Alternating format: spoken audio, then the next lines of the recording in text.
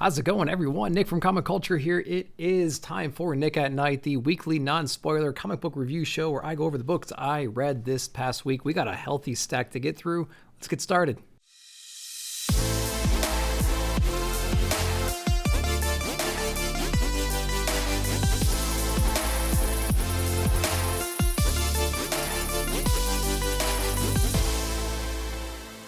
All right, let's get into it. We're going to go into Marvel first because I am wearing the t-shirt. We got a ton of books to go through on the Marvel side. Let's get into it. We have Thor, issue number 22 from Donny Cates and Nick Klein.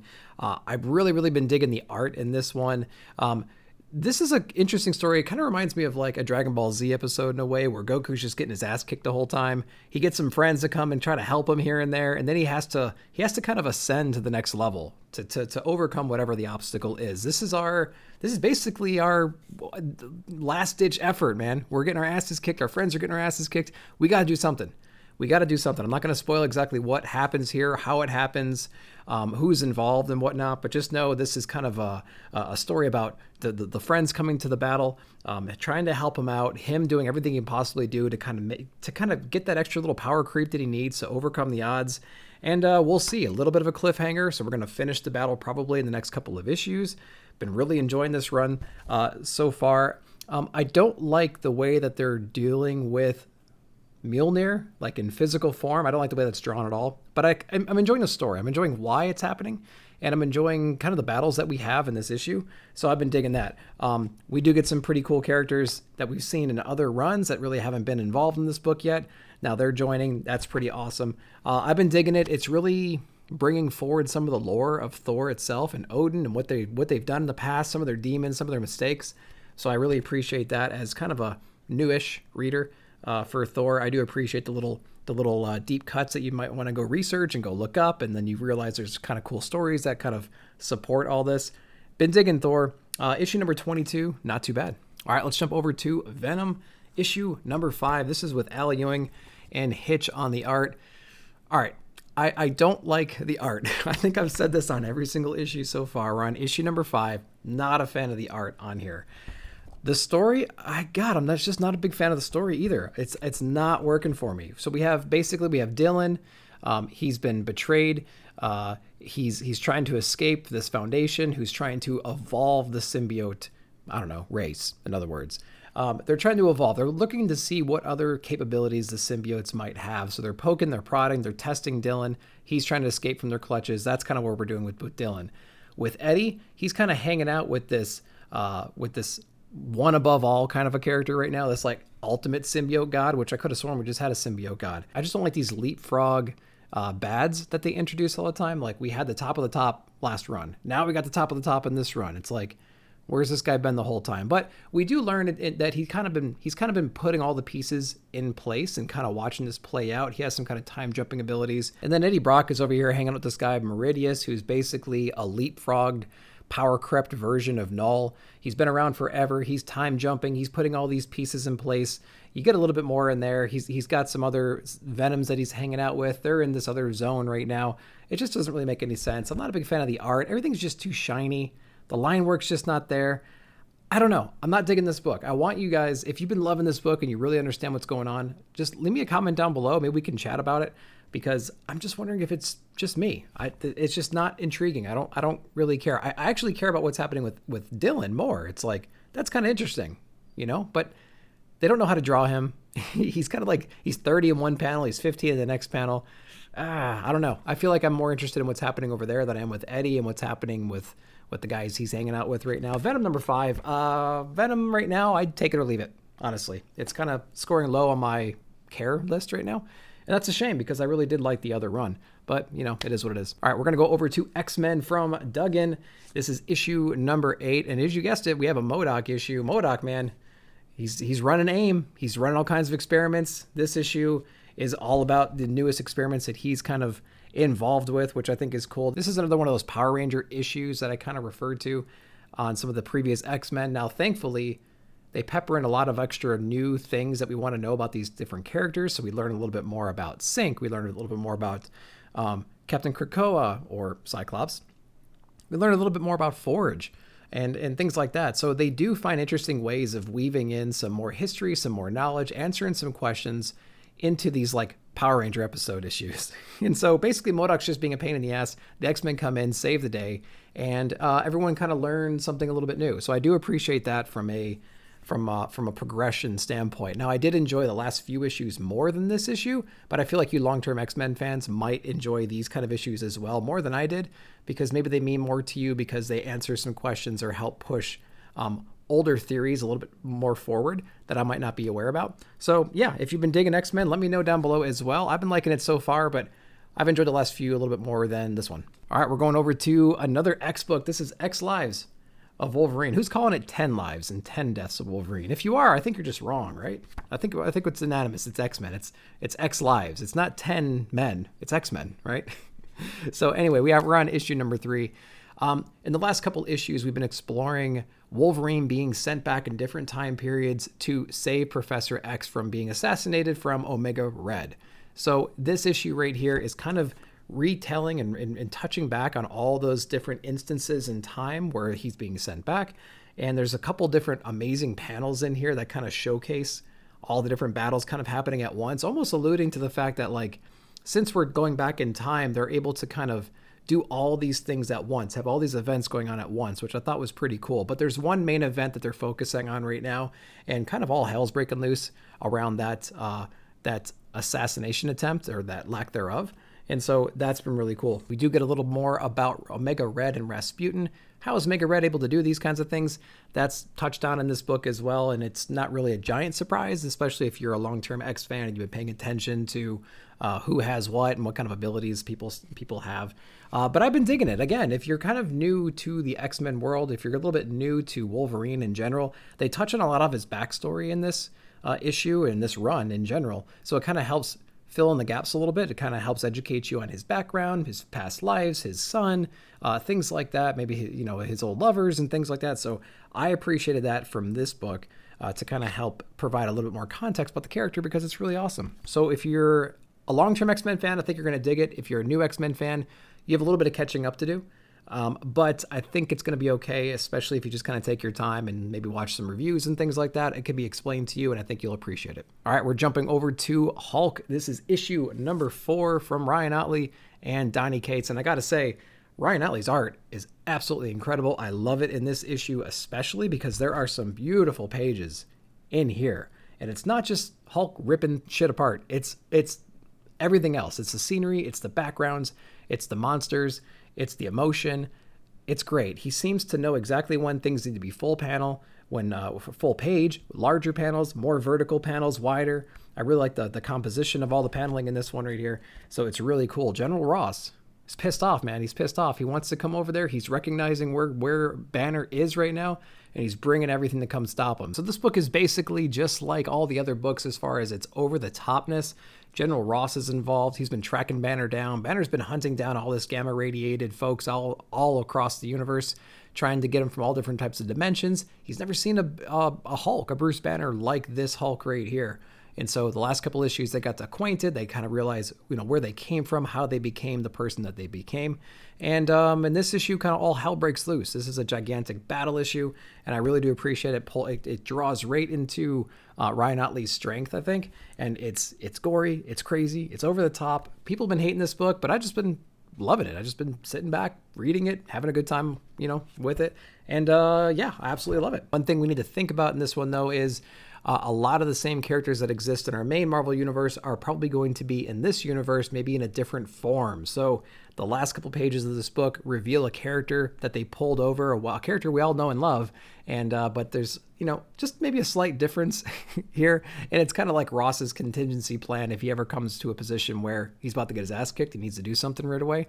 So that was a pretty cool reveal at the end of this. I can't wait to see how that plays out. I'm sure it's going to resolve peacefully, no bloodshed or anything like that. But man, Hulk, I've been having a blast with it. I've been having a blast. So yeah, check it out. Check it out if you like Ryan Ottley, if you like Donny Cates' craziness. I think you're going to enjoy it. All right, we have a new number 1 over here. It is Iron Fist. And man, I don't know anything about this character outside of the Netflix show, which I really did not like at all. But I got to tell you, after reading this book, I was a little bit hesitant on it. But I thought, it's a good place to jump in. It's a new number 1, whatever. So we get into here. Danny Rand is in here. So if you've been wondering kind of what happens to Danny Rand, why he kind of gives up the mantle, who's this other kid, you do learn about that. You don't necessarily learn everything about why Danny Rand's giving up the mantle. You do learn who this kid is, where he came from, the new Iron Fist, where his powers come from, and he's got some really cool, unique, like tragic. It's like a tragic state that he's in right now. And you really kind of sympathize with him, you empathize with him. And I'm interested in the character, which is pretty cool. A number one should be very new reader friendly, but also satisfy like the lore and the interest for the old readers.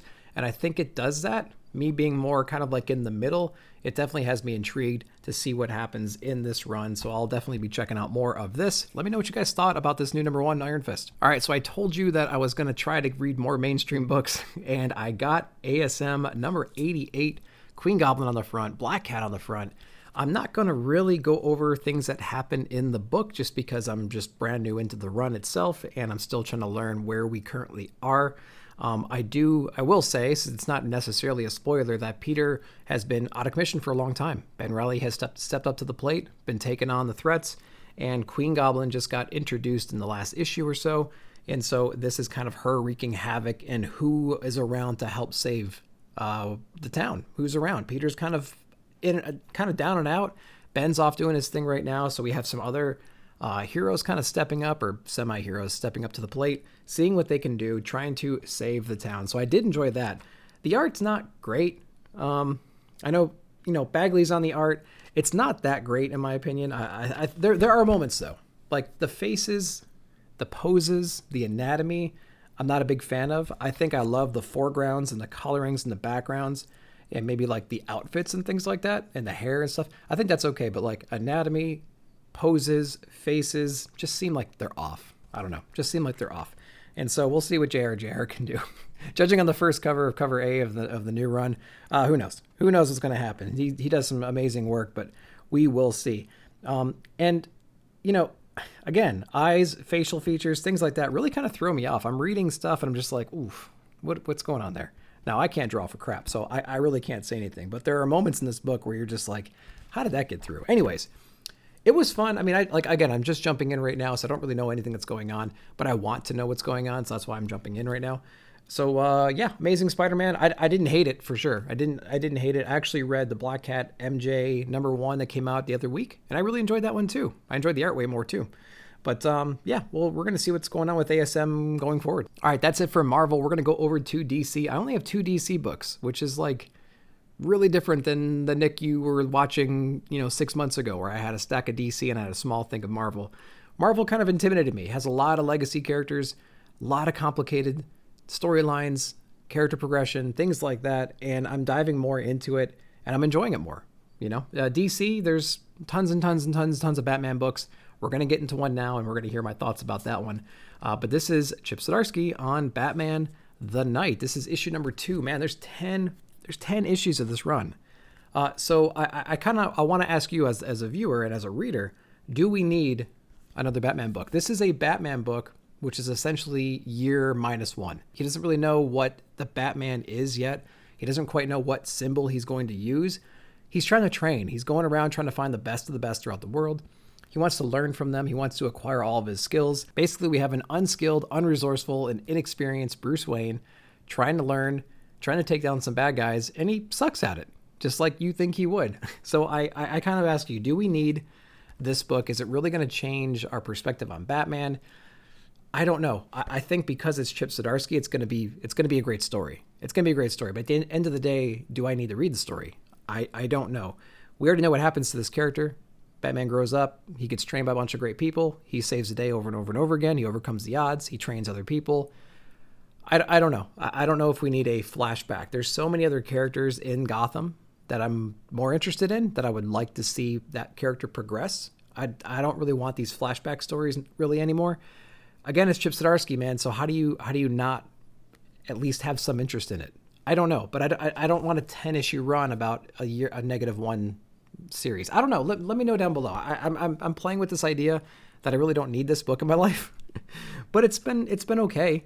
It's been okay. So basically, again, like I said, Bruce Wayne's going around. He's finding some people that he can mentor him, can kind of train him, and he finds someone that's very familiar to our current day like Catwoman, and he's trying to learn what he can learn from this person. And so, you know, they get into some trouble, and there you go. But I don't know if we need this book. Not entirely sure yet. Let me know down below. I mean, we have tons of Batman books out there. Do we need one about his early upbringing? It doesn't go over the tragedy, it doesn't go over his parents' death, anything like that.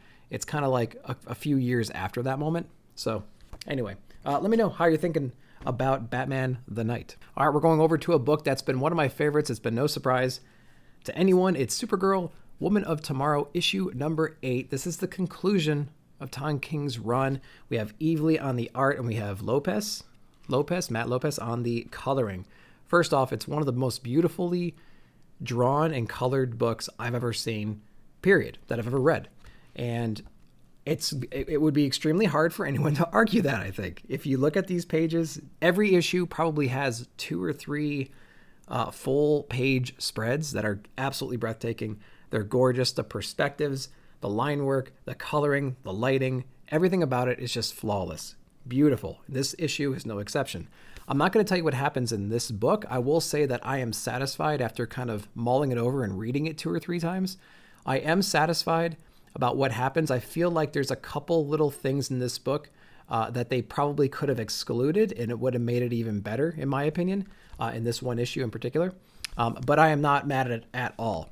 But the basic premise of the story, in case you don't know, is Supergirl is out vacationing on her 21st birthday on a planet that's near a red sun, so it depowers her so she can get drunk. It's kind of like a medieval times, Lord of the Rings type world, you know what I mean? So it's all very medieval-ish and things like that. She runs across a girl who's seeking revenge on the murder of her father from this guy named Krem of the Yellow Hills. So Ruthie and Supergirl are trying to track this guy down, Krem, and he's just barely out of reach, but he's absolutely destroying planet after planet, universe after universe, just one step ahead of them at all times, and eventually they catch up to him. Again, I won't ruin how the actual story ends, but I think it ends in a very, very satisfying way. It ends in a way that you can't really predict. They throw in a couple twists at the very end, which I thought were really interesting. But Ruthie, man, she's gangster, dude. She is gangster. I really, really like the way that she thinks. I like the way she operates. And yeah, absolutely digging it. The writing in this book is unlike any writing I've ever seen before. It's very much it's a retelling of the tale, but you're almost living it at the same time in real time. So it's a very unique perspective. And the language used does not bog it down too much, in my opinion. There's a lot of it. In some issues, it's way heavier than others. Some of the reviews I read online were from people who brought a lot of Tom King baggage into this run. So I think they kind of ruined it right up at the front. But if you're a Tom King fan, I think you're going to enjoy it. If you know nothing about him, I think you'll enjoy it as well.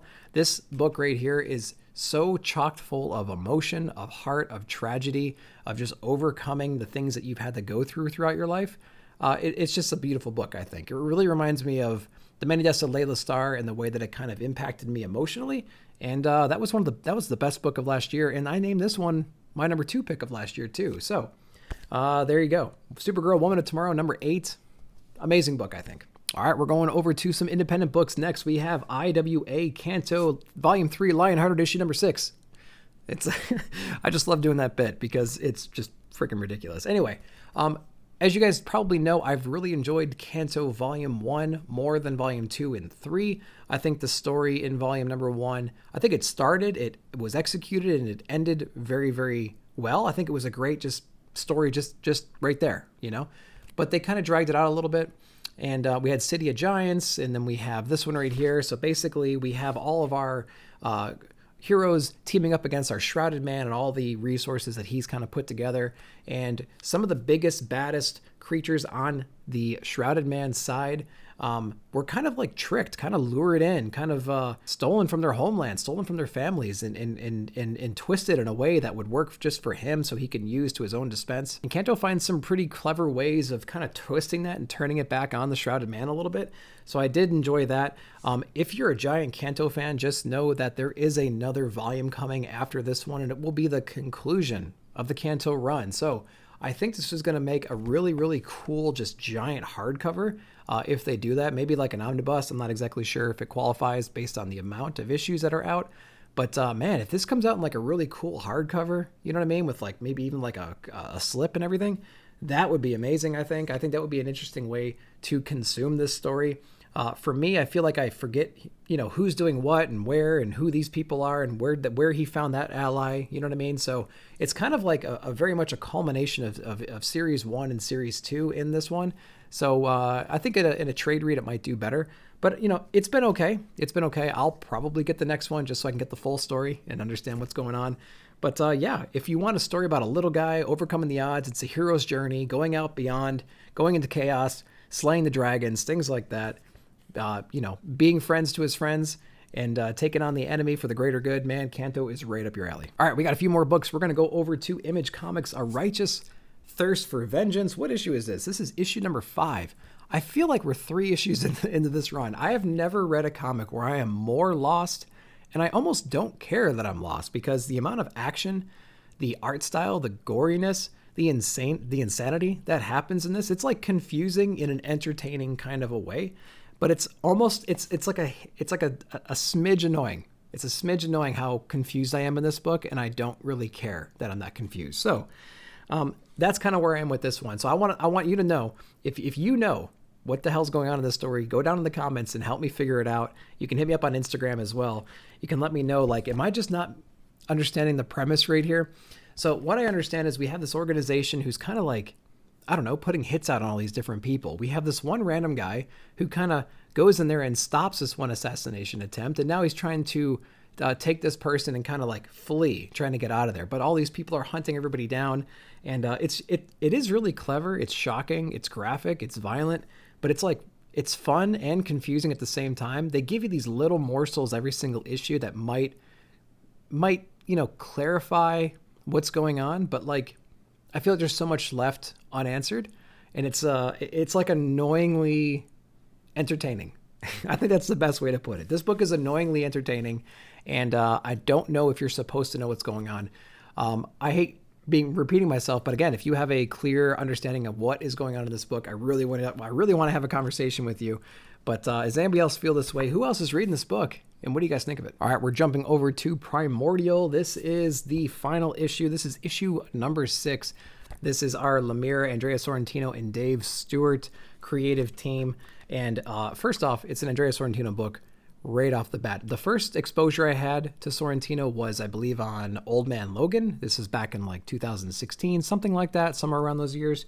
And I absolutely fell in love with like that sketchy artwork, the crazy paneling, like the abstract, crazy, colorful paneling on there. And then Dave Stewart's just great on colors and art. And then we all know Lemire is a brilliant writer. So it's fun to see that paneling style in this like extraterrestrial landscape in this book. They really do make use of the different panels, the different orientation, the white space, everything in this book, and they blow it out in a beautiful, colorful way when they need to bring in that alien aspect into the book. But with that said, the story wasn't that impactful for me.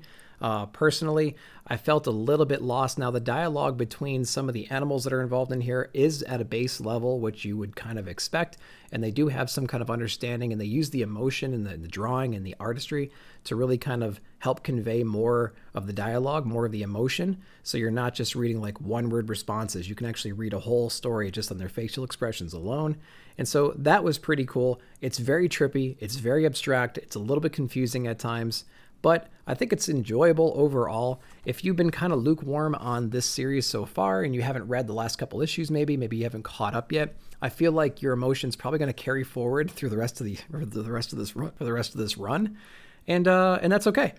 But yeah, Jeff Lemire and Sorrentino, Stewart, great creative team, very intriguing, very beautiful book. And I was waiting for a little bit more punch, a little bit more oomph, but yeah, I thought it was okay overall. All right, we're going to go into another book that a lot of people are either hot or cold on, probably more cold on, but that's what's the furthest place from here, from Image Comics. This is issue number 4. This is our Carney issue. So if you've been following along this whole time, we basically have this post-apocalyptic world and that's kind of divided up into all these different factions.